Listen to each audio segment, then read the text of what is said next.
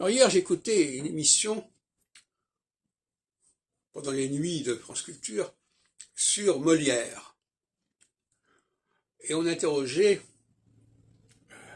celui qui avait contrôlé la nouvelle édition des œuvres de Molière pour la Pléiade, Georges Forestier, et son confrère, dont je n'ai pas le nom sous la. Et on nous explique à quel point le débat est compliqué pour savoir exactement ce qu'a écrit Molière, ce qu'il n'a pas écrit, à quand ça s'est produit, etc. La question des éditions, les entreprises des libraires pour faire ceci, pour faire cela, etc.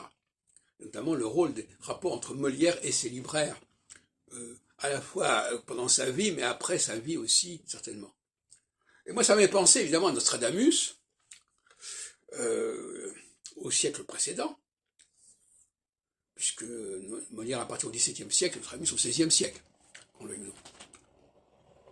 Et là aussi, il y a un débat concernant qu'est-ce qui est réellement Nostradamus, comment les choses ont évolué, comment les choses ont été rééditées, etc. Sauf que, alors qu'on accepte tout à fait le débat concernant Molière, on n'accepte pas sur Nostradamus. Il n'y a pas du tout le même niveau critique concernant Nostradamus que concernant Molière.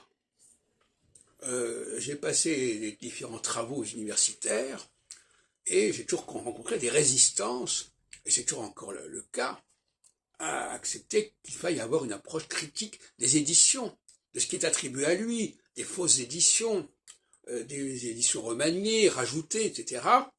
Et ça, il faudrait d'ailleurs que la Pléiade me confie une édition des Nostradamus, et qu'elle ne se ridiculise pas en le proposant à quelqu'un comme ceux qui ont été contactés vers 2003 ou 2011 pour écrire sur Nostradamus alors qu'ils n'avaient aucune compétence à ce sujet.